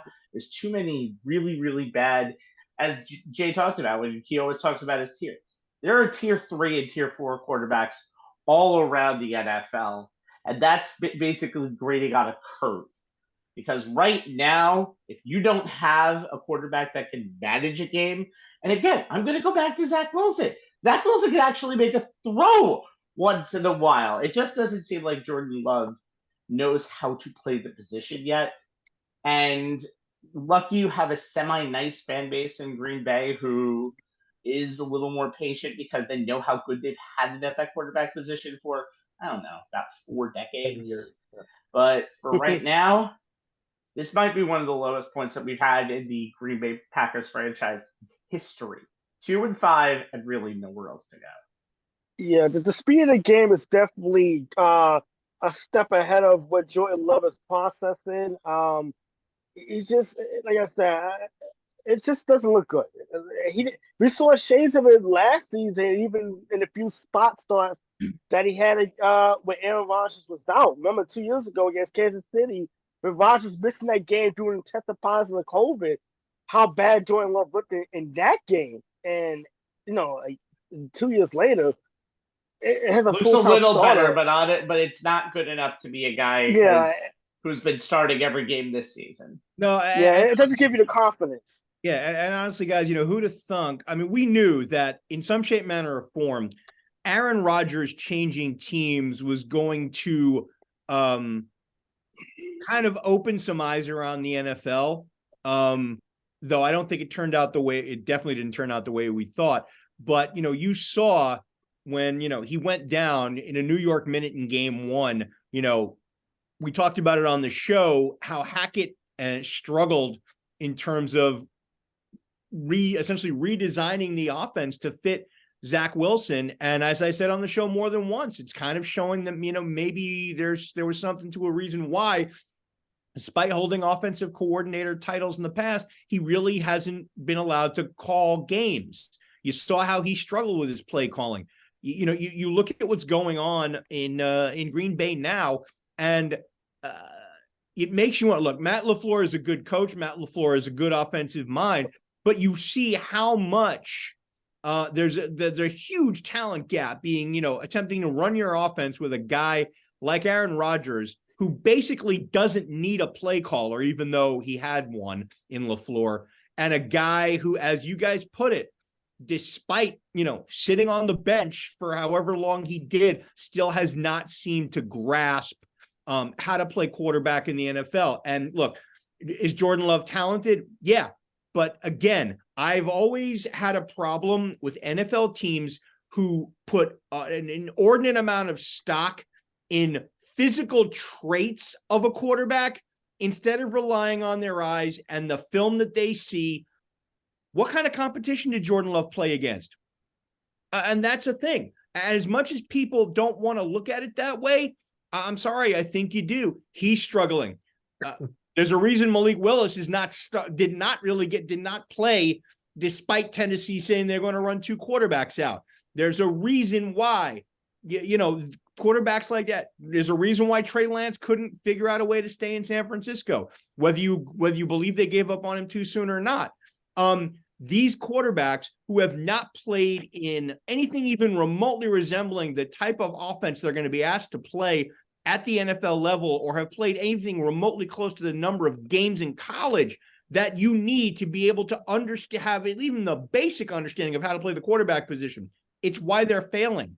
And until, and it's going to continue for the foreseeable future, as long as, the NFL player personnel people keep making these types of draft picks. I say the most useless position in all of sports is a scout. Because honestly, all I need to do is watch game tape of games that have happened. And if your quarterback is playing a big game for a big school, they know how to run an offense, unless it's a place like Georgia Tech, Navy, or Army, because they've been in big situations and they know how to run offenses. Right, Rabbi, I don't know that scouts are completely useless. I just wonder sometimes how much you've got data analytics people who are making, who are being their numbers, whatever numbers they're calling upon, are relied on too much, or people, player personnel people, not scouts, player personnel people who get wowed by, things that happen on a pro day or happen, at a combine that have nothing to do really with playing football, especially at the quarterback position, change their minds on guys because of things like that. I've railed against it on the show. No, I know you have. The only thing I would say is just I would like it. I do think FCS quarterbacks do need a possibility to have a chance, and that's something that you won't get to see if we kind of look at big game quarterbacks. But again, as I've always said, if you have a big school and you have a big quarterback who's performed well in big games, there's a reason why Philadelphia is successful. They're all Georgia Bulldogs. There's a reason why Alabama quarterbacks were playing each other in a game on Sunday Night Football. They're both really good, and they learned under Nick Saban. So, just saying, that's why. That's not to say that an FCS quarterback can't be successful. No, Tony Romo, Northern Illinois, right? Ben Roethlisberger. Joe Flacco, Delaware, Super Bowl champion. Roethlisberger came out of Miami of Ohio. It's possible, yes. Not an FCS school, but not in a Power 5 conference, though. You have to difference of both. You have to look at it within the context of what level of competition are they playing, and also what type of system are they actually playing in. Well, we can talk about this all day. You can. That makes it funnier because my next segment starts like this: Taylor, Wilson, DeVito, Trubisky, Bagent, Hall, Dobbs, Rippon, Thompson, Robinson, O'Connell, and I'm sorry, Anthony, Minshew. No, these are not bad Halloween costumes. They're just a handful of the scary backup quarterbacks that we've seen in 2023. Yes, I know I'm not all about the Gardner Minshew tales of greatness, but again, backup quarterback. Anyway, there are a lot of actual interesting teams to watch for the second half of the season. Some may have a backup quarterback. That's just the nature of the beast. It's usually a 1-2 shot. So with 6 teams already eliminated from this pot, we have no locals in this segment. We can't talk about the last 4 teams. We're going to talk about 4 more teams, 2 in both conferences, to look at in the. Can it be a home stretch if it's still 9 games or 10 games left? Whatever. Jay, let's do the AFC first. You and Anthony will take care of that. Yep. This may be the Captain Obvious choice, and you can feel free to give me some grief for staying in the division I pay the most attention to. But if you've been paying attention, can't say I'm wrong here taking the Cincinnati Bengals as my team to watch in the AFC in the second half. They started this season with much less than a 100% Joe Burrow at quarterback, and it showed, egregiously so. A 1-3 start, and in 2 of those losses, they managed only 3 points in each while surrendering a total of 51. Burrow's right calf was the talk of the town as opposed to his right arm. In that 1-3 start, while he was playing through the remains of that injury, he completed only 57.6% of his throws, averaged only 182 yards passing per game. His yards per attempt was an absolutely horrid 4.82. He had only 2 touchdowns, so only 2 interceptions, was sacked 8 times and had a passer rating of 69.1, and the offense had yet to score more than 2 touchdowns in a game. Want further proof of just how bad this offense was? Jamar Chase had 29 receptions on 41 targets in those first 4 games. That's 123 reception pace. Sounds about right for him. But those 29 catches resulted in just 284 yards and 0 touchdowns. That's right. Jamar Chase, one of the most dominant wide receiver ones in the NFL, was averaging less than 10 yards a reception, 9.79, and hadn't sniffed the end zone. Panic took hold. The season was over. The Bengals were cooked, right? Well, for the second show in a row, I'm going to invoke the legendary Lee Corso. Not so fast, my friend. Since he went out to the Valley of the Sun and dropped 34 in a win over the Cardinals, and for the first time this season, their quarterback looked like Joe Cool instead of Joe Schmo. 36 of 46, 78.3% completion, season high 317 yards, 6.8 yards per attempt, 3 scores, all to Chase against 1 pick, and a 108.1 passer rating. Chase had 15 catches on 19 targets, 192 yards in those 3 scores. The defense had 3 sacks, 2 picks, including 1 return for a touchdown. Maybe they weren't cooked after all. They gutted out a win at home against a tough Seahawks team, which we've talked plenty about, and went into their bye week at 3-3 with a date with the 49ers looming on the other side. If the game against the 49ers was the Bengals midterm exam, I'd say they passed it with flying colors, winning 31-17. Burrow is 28 for 32. That's 87.5% completion, including 19 in a row, a career high for him, and one off the team record of 20 straight by Kenny Anderson. 283 yards, 8.84 yards per attempt, 3 scores, 0 picks, and a 134.8 passer rating. His off-target percentage was 0 for the first time in his career. He even had 43 yards rushing on 6 carries, 7.2 per carry, and his crazy Mahomes-like escape from a busted pocket on a 3rd and 10 on the opening drive of the game, which resulted in a first down completion to T. Higgins, set the tone for one of the best games I've seen from him since he came into the NFL. Chase had 10 catches on 12 targets for 100 yards and a score. And behind Joe Mixon's 87 yards on 16 carries, 5.4 a pop, they outrushed the 49ers 134-113, one time of possession by almost 3 minutes. Granted, they gave up 365 yards in the air to Brock Purdy, but they picked him off twice and recovered a fumble. It may have taken 8 weeks, but we finally saw the Cincinnati Bengals we've been expecting all season. A fully healthy Joe Burrow is now 3-0.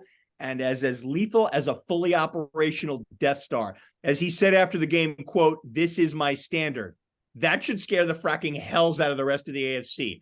The second half of their schedule is no picnic. They host the always dangerous Bills on Sunday Night Football, followed by a visit from the Texans. Then they have this little 3-game stretch at the Ravens, home for the Steelers, at Jacksonville. They get a bit of a break after that, home for the Colts and the Kirk Cousins-less Vikings.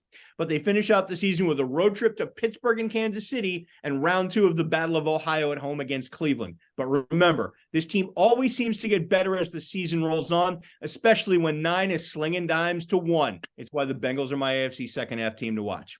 And Jamar Chase, after he said after a post-game interview, "I'm always open," has literally been always open and has probably had some of the best stats of his career. Yet, by the way, still probably the 3rd best wide receiver in football. That's how talented that position is this year.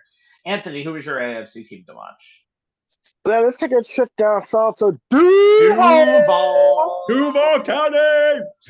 Yeah, the Jacksonville Jaguars is my second-half team to watch in the AFC. They're 6-2, first place in the AFC South. They were going on to the bye week this week. 2.5-game lead over Houston, Tennessee. They're on a 5-game winning streak since they started out the season 1-2, which is ironic because last year they were 0-5 for the month of October. This year they're 5-0 for the month of October. So a big turnaround there. This is time for the best mark, 1999. Also a year when they started 62. They ended that season 14-2. They're 13-4 over the last 17 games going back to last season, which is tied with San Francisco for the second best record in the league during that stretch. But it's been, when you look at the Jaguars, think of all the offense firepower that they have, led by Trevor Lawrence, Travis Etienne, and you got the receivers. It's been the defense that's been the catalyst for this team. They lead the NFL with 18 takeaways. They had 2. Sorry, Jay. They had 2 in the second half, the fourth quarter against the Steelers to win that game. They've allowed 81 points, 16.2 a game during their winning streak. They've been stout against the run, only allowing 79 yards on the ground, 3.6 yards a carry. The other Josh Allen is among the leaders in sacks with 9. They also have 11 interceptions in the secondary. But when you look at also, and getting back to Travis Etienne, he's been kind of the catalyst for an offense that has been inconsistent. It's been up and down for the most part this season. You get back to the game over in London when they played Buffalo and how the offense couldn't do anything. And then we saw they've had the red zone struggles. Trevor Lawrence have been throwing interceptions in the red zone and throwing the ball over a little more frequent than you would want to. But Travis Etienne eclipsed 149 yards on Sunday. It's the 5th time this season he's been over 100 yards in total yards for us passing and receiving. You look at the Jaguars' second half schedule, and in 2 weeks they have a big matchup with the 49ers. That should be a big test, a litmus test of where they are. But then there's a 3-game stretch against AFC North opponents. In the month of December. They got at home against Cincinnati, Jay just mentioned. On the road in Cleveland and at home against Baltimore. That should really decide where the Jaguars will fall as far as not just the division, but also whether or not they are in a situation where they get a first round bye. Because right now they're tied with 3 other teams for best record in the AFC. But the rest of the games are very winnable games. I mean, you get the AFC South. The rest of the AFC South is not that great. I mean, this is literally the division that the Jaguars can. Yeah, it's a division for the Jaguars to lose at this point. But they're my second half team to watch moving forward. I mean, the defense has been lights out. If the offense could get some kind of consistency going, this is going to be a dangerous team in the second half and a scary out in the postseason to get that far. It'd be very interesting. By the way, you know who leads this team in receptions this year?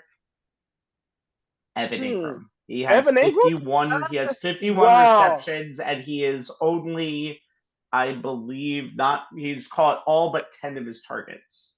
So you know what? Change of scenery. Evan Ingram, who had hands of stone as a giant.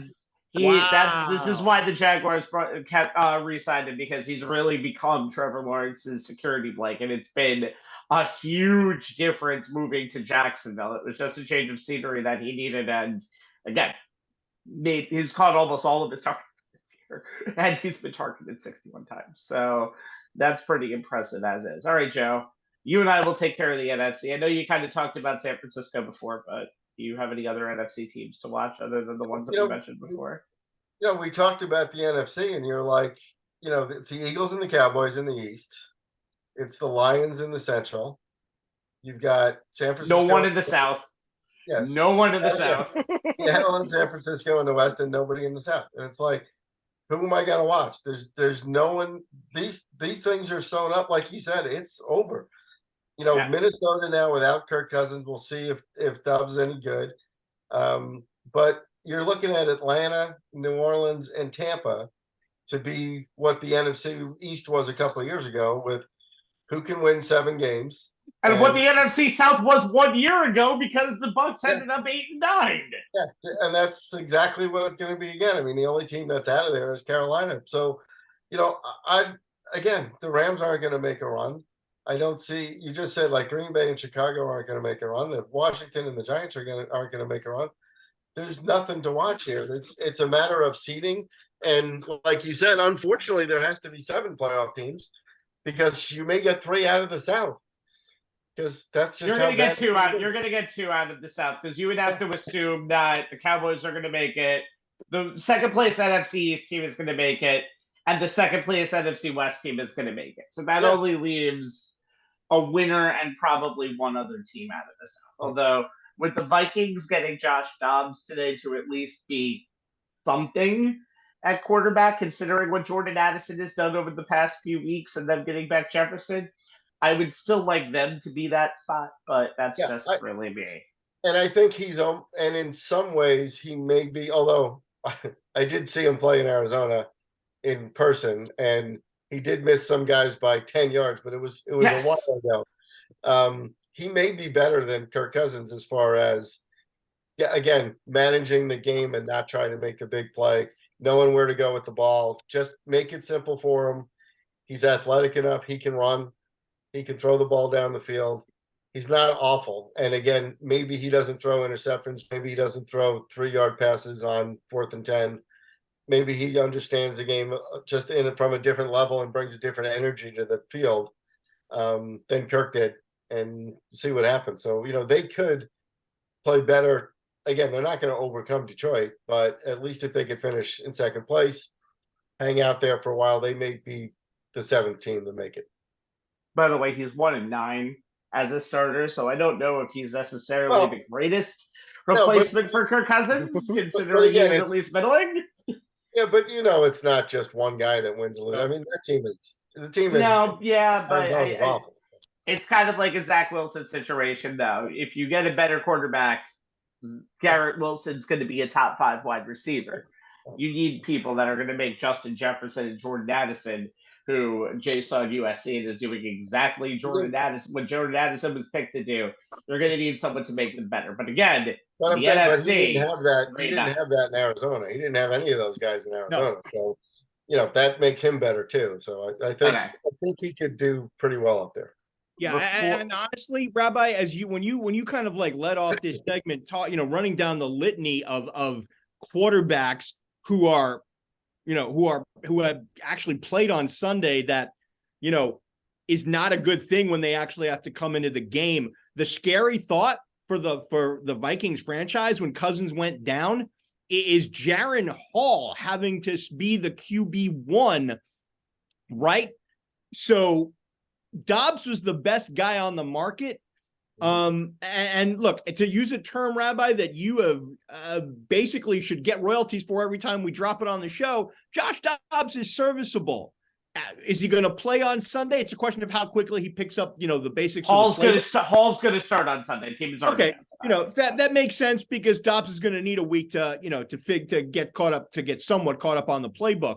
But at the end of the day, they made the best decision they could, thinking that if they got somebody who can at least not shoot them in the foot at quarterback, they have a chance to get into the playoffs as they're currently constituted, even without Kirk Cousins. So, yeah, Joe, I agree with you. It'll be interesting to see if Dobbs improves as a playmaker, as a facilitator, as a point guard type at quarterback with, changing, talent levels on the perimeter from Arizona to Minnesota. Yeah, it definitely, to me, I mean, they're going to be an intriguing team to watch from the point in which Dobbs takes over as QB1, which is inevitable. Yeah. Oh, yeah. That's what happens. I'm going to talk about Philly for a very quick second. Yes, they're the only 7-1 team in the league. And I honestly don't fucking understand why. Just because of the fact that Jalen Hurts is having a much worse season than he had last year. Go figure. Decision making is a lot worse. He has had 8 interceptions the year before. He's had 6 the year before that. And just this team just doesn't seem right. Like last week, they had 0 sacks on Sam Howell. 0 sacks on the most sacked quarterback in the league, who the Giants basically went to town to the week before, and who everybody has gotten to town to this entire year. They lost to a Jet team that, honestly, Zach Wilson played a terrible game that week, and they really should have not lost that game because they decided to throw for it on 4th down in a position where even if you just ran the ball, they would have probably won the game, and they probably would still be undefeated at this time. They barely beat New England at the beginning of the season, and how does that look right now? They won both games against Washington by a grand total of 10 points. 10 points! And they had a very good game against Miami, but even that was clunky at times, and really only was a 14-point game because they knew how to execute the tush push, which is now apparently the most important part of the league. And Reggie Bush gets no royalties from it, which is just really sad because that's the true person that started the whole fucking thing. And that's why Philly is this. But here's where the test is really going to become. The next 6 games for Philly. Dallas at home on Sunday. A bye week.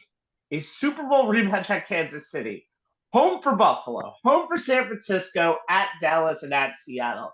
If you see Philadelphia being 1-5 or 2-4 in the next 6 weeks, and nowhere near a number 1 spot like they were last year, you'll know why. Because that stretch will really tell you if the Eagles are going back to the Super Bowl or not. Okay. Speaking of, before we go, does anybody want to change their Super Bowl picks from earlier in the year? I'm going to. I'm not. I picked I picked the Eagles out of the NFC. So far, I don't see any reason to deviate from that one. Yeah, the Chiefs had a clunker in Denver, but I until somebody proves to me otherwise, and I don't see a team right now in the AFC that to me I'm 100% sold on, that I'm 100% willing to buy in on to sell off on the Chiefs. So I still think the AFC goes through Arrowhead. So, but I agree with you guys. The Chiefs would benefit as a team, and Kelsey would benefit as a individual if Taylor Swift showed up in the box at Arrowhead more often. Just saying. We've seen the numbers, guys. At this point, I can't knock the numbers.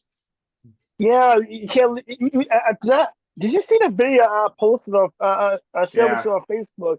Mm-hmm. Yeah, you can't leave Travis Kelce to his own devices. We see how bad that goes.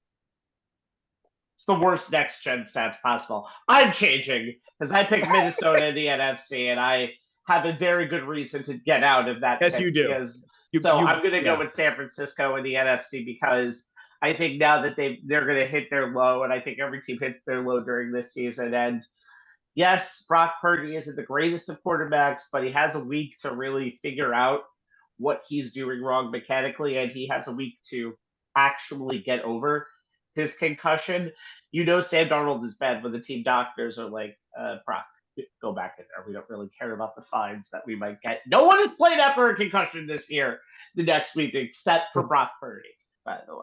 So, and that was only on 6 days. So I would think right now San Francisco, especially with the addition of Chase Young on the line, reforming the Buckeyes of yesteryear, apparently joining Nick Bosa.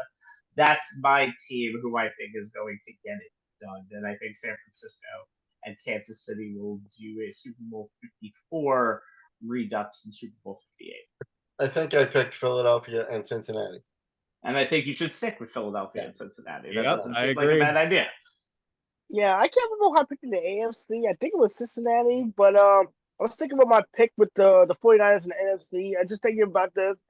2 years ago, they struggled to get into the playoffs, and they were literally one stop away from advancing to the Super Bowl just 2 years ago. Last year, they would have had a chance to get to the Super Bowl if they had anybody who could throw a pass for 10 yards. This year, I know they're on a 3-game losing streak. They're struggling. They lost. Brandon Ayuk just been out of the lineup. They lost Deebo Samuel. Christian McCaffrey hasn't been 100%. So they've been dinged up on the offensive side of football, and obviously, Purdy's been affected by that. I do think they'll turn it around. I do think they'll still find a way to win the NFC West, even though I like what Seattle was doing, particularly on the defensive side of football. But I do think the 49ers still come out of the NFC. And I'm gonna stick with Cincinnati. I do think that Joe Burrow's calf is getting healthier by the week. The days are starting to kind of turn things around, and they figured out a way to get the ball out of his hands a lot quicker. Because keep in mind, that Bengals offensive line is still bad. like 3 seasons of watching Burrow get beat up, you would think they would have made some kind of offensive line improvement, and that has not been the case. But they have did a better job of getting the ball out of its hands quickly. Jamar Chase's numbers have dropped for that per catch has dropped for that number, but at the same time, the quarterback is not getting hit so much. So there is a plus side to that. So I'm gonna stick to my Super Bowl picks. I'm still going to stick with 49ers and Cincinnati. All right. That does it for our football stuff, Mr. Tufaro. You are good to go. I feel like the West Coast is still hopping around at 8:30. So it's always good enough to enjoy. Joe, thank you for being with us this evening. I know you would want to stick around for NBA and MLB talk, but I think All right, I heard the NBA playoffs start Friday. I'm excited. Let's not get into the in-season tournament. We'll be here in 4 hours. Games and they're starting. We're gonna rag on that topic on the next show, Joe. I never said I was gonna rag on it. You might rag on it. Anyway, Joe, have a good night, sir. Good to see you, my friend. Take care, guys. Yeah, we're gonna save the basketball talk and the ugly basketball court designs of the in-season tournament for the next show, people. Nope. All right, let's go to the true scariness for Rob Manfred. A World Series with non-flashy teams that might end in 5 games. The AL champs, the Texas Rangers, and NL champs, the Arizona Diamondbacks, are currently 4 games into their October-November's Fall Classic. It is 3-1 Rangers now after a much worse than it seems score of 11-7 tonight in game number 4, 2 5-run innings in the 3rd and the 4th for the Texas Rangers.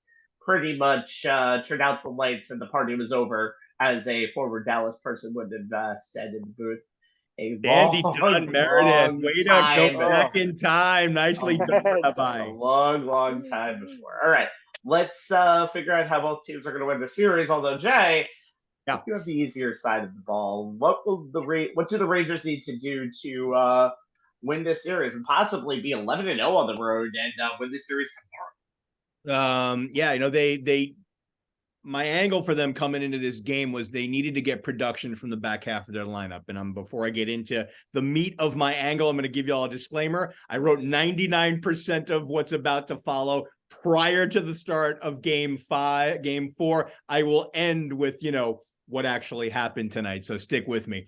For our ALCS segment, I borrowed from the famous baseball rhyme, Spawn Insane and Pray for Rain, to make my point about the Rangers pitching beyond Jordan Montgomery and Nathan Eovaldi. I tweaked it to Monty and hopefully Nate, and then it's up to fate. And now I'm going to borrow from it again. The Rangers will win the World Series if their lineup gets production from more than just the top half of the batting order. My original rhyme for tonight's Rangers angle is going to be that the offense can't be a case of Garcia and Seager and hope the rest of the order isn't meager. All you had to do was look at the Rangers' 2 wins and 1 loss coming into tonight for this, of this edition of the Fall Classic to see how that would have worked. But now it has to be no Garcia, just Seager, so the rest of the order cannot be meager. In game 1, won by the Rangers 6-5, shortstop Corey Seager and right fielder Adolis Garcia went a combined 4 for 8 with 2 homers, 4 of the 6 Texas RBI, and 4 of the 6 Texas runs scored. They were double-handedly responsible for tying the game in the 9th and winning the game in the 11th. In game 2, lost by the Rangers 9-1, Seager and Garcia went a combined 0 for 7. Granted, other than Mitch Garver's golf shot of a home run in the 5th for the only Texas run of the game, none of the Rangers bats did much of anything. In game 3, won by the Rangers 3-1, Seager and Garcia went a combined 1 for 7, but the 1 was a 2-run homer by Seager to cap a 3 spot that Texas put up in the 3rd inning for their only runs of the game. That 3rd inning was the first time that the Rangers got hits from other parts of the lineup that resulted in the scoring. First baseman Nathaniel Lowe got his first hit of the series and came around to score on the 3rd hit and first RBI of the series for second baseman Marcus Semien, another key Ranger needing to get his bat going in a much bigger way, who then proceeded to ride home on Seager's home run. It's imperative, or it was imperative, ever more so now that Garcia is unavailable for the remainder of the series due to the moderate left oblique strain he suffered at the end of game 3, that the bottom half of the Rangers lineup, which is Jonah Heim, who was 0 for 9 coming in tonight, Nathaniel Lowe, who was 1 for 10, Josh Young, who was 3 for 11, and Leota Taveras, who was 0 for 9, to improve on that combined 4 for 39 with just 2 runs scored and 0 RBI that they were through the first 3 games of the series. Travis Jankowski replaced Garcia in game 3 and got the start in game 4, though Robbie Grossman is also an option. But there's no real way to replace Garcia's production. He put up a postseason slash line of 323, 382, 726 with 8 homers, 22 RBI, a 1.108 OPS through 15 games, or the energy he brings as the emotional leader of this team. The other reason the Rangers need production from the 6 through 9 hitters is that it bodes well for them to have runners on base when Seager comes up. The Texas shortstop has a 1,000 slugging percentage on the first pitch he's seeing in the postseason overall, and that's up to 1.600 in the World Series after his 2-run homer in game 3. 3 of Seager's now 6 postseason home runs, I updated that, have come on first pitches, including 2 of his 3 against Arizona. That 3rd home run against Arizona came tonight on a 2nd pitch. He's also got 6 RBIs on the first pitches so far this October. In all best-of-7 postseason series tied at 1-1, the team winning game 3 has gone on to win the series 68 of 99 times. That's 69%. Those doing so on the road in a series with the 2-3-2 format have gone on to win 29 of 39 times. That's 74%. The Rangers are still undefeated on the road in the postseason, now 10-0. So those numbers bode well for them coming into tonight. But as both teams intended on sending Johnny Holstaff to the hill in game 4, it was going to be crucial for all of the Rangers' bats, especially the ones not belonging to Corey Seager, to hit closer to their regular season form than they've done so far in this series, so that A, Bruce Bochy didn't have to use his high leverage relievers tonight. He used all 3 of them, nailing down the Game 3 win. And 2, getting an easy win due to a big game from their offense would allow the Rangers to come out of this game having 2 chances to close out the series with their best starters, Eovaldi and Montgomery, lined up for games 5 and 6. Game 4 for the Rangers, here's what happened. They put up, as Rabbi said, they put up 11 runs tonight, highlighted by a pair of 5 spots in the second and third innings. All 10 of those runs came with 2 outs. They're the first team in World Series history to put up 5 spots in consecutive innings.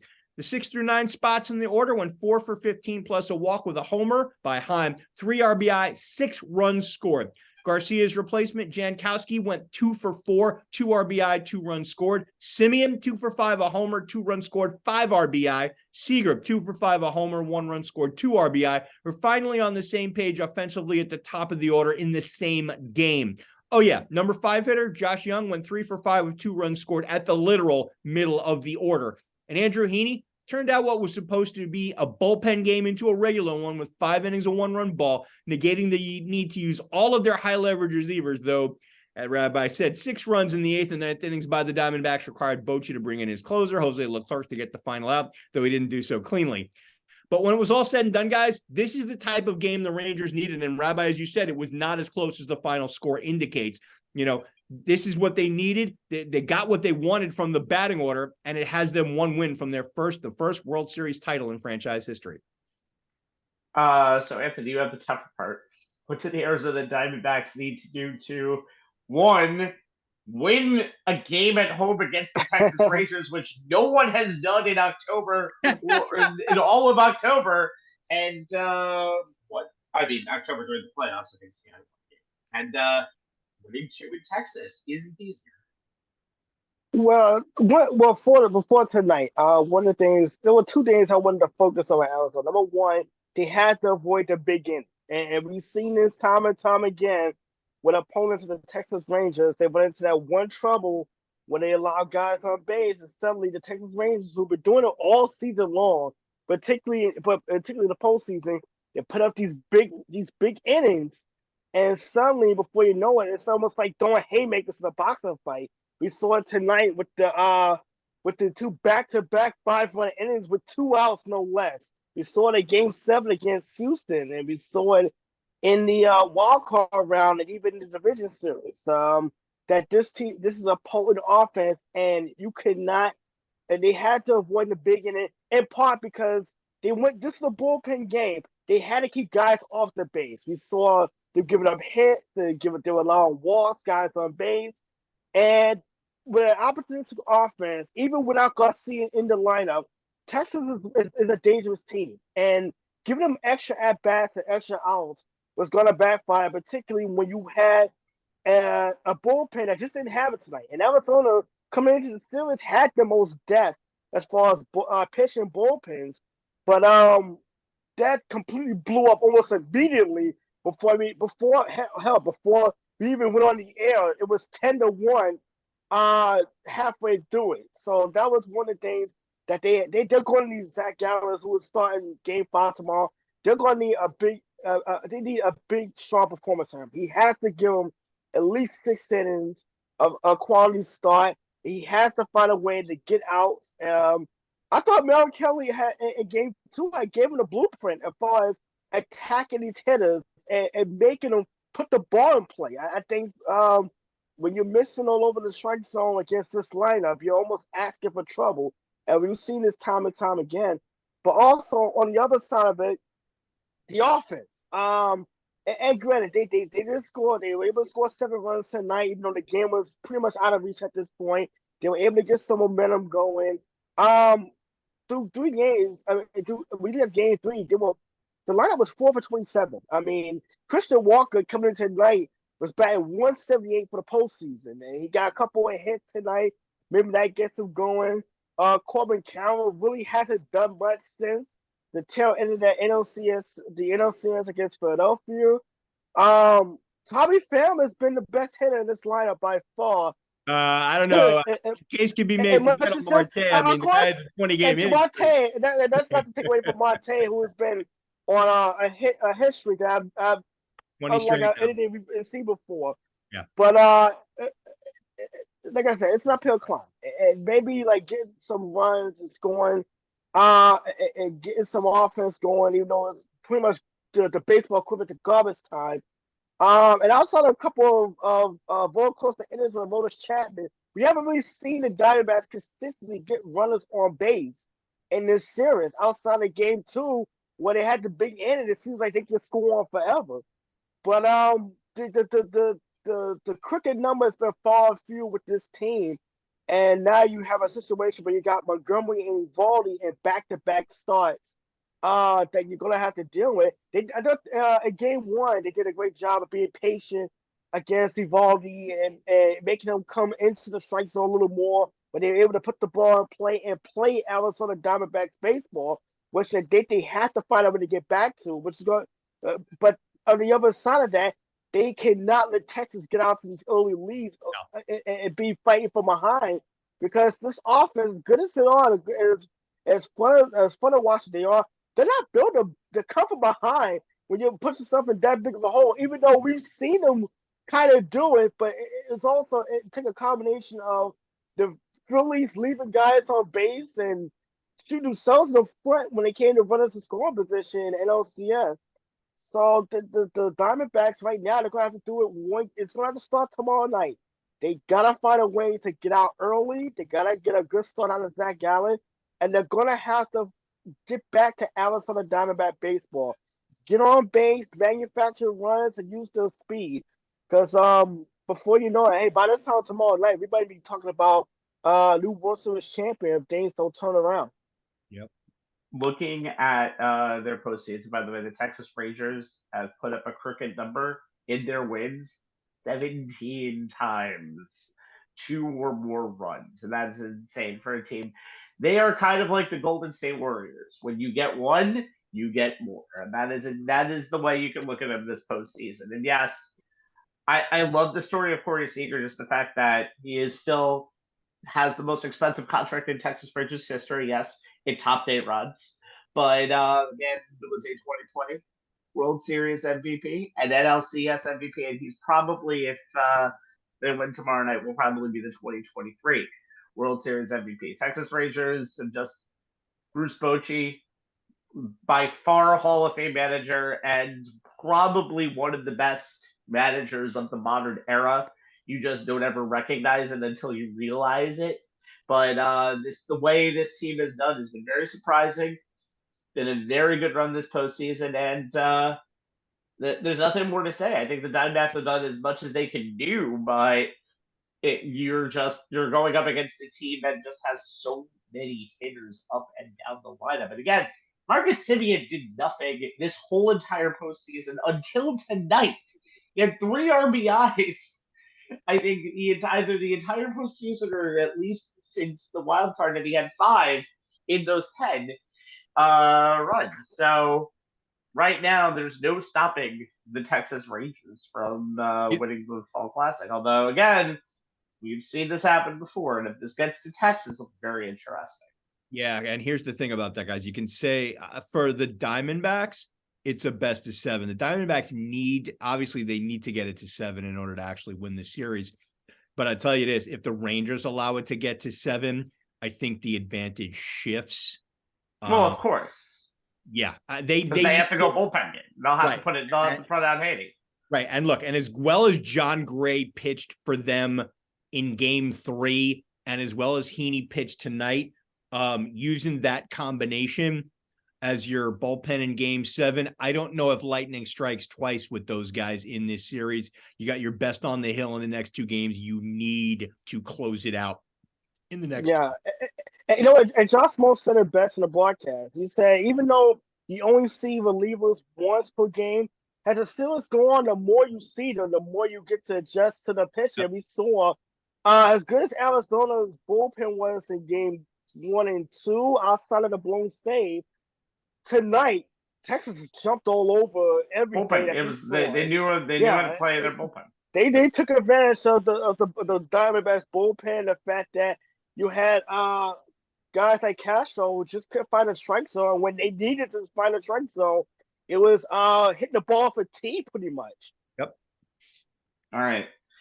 There's still 11 minutes left in Halloween, so let's start it like we did it before. For Jay Kaplan, Anthony Strait, and Mr. Joseph Tufaro, I am just a guy in a Jason mask, also known as Steve Rabinowitz. Get a scare of these ugly mugs live. Boo! Facebook.com/on the sports lines, or put us on pause and look at us anytime on demand like America intended. YouTube.com/on the sports lines. Plus, I can give you a good free hookup to some candy that no one's taken tonight. Also on Twitter to the X Power at ONTH Sports Lines, where we will give you many different things. Jay might even talk about St. John's has lost to Pace in an exhibition. Probably not. Probably not.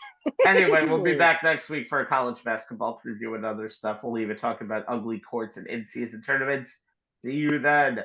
Happy Halloween. 10 Halloween. more Good minutes. everyone. Everybody.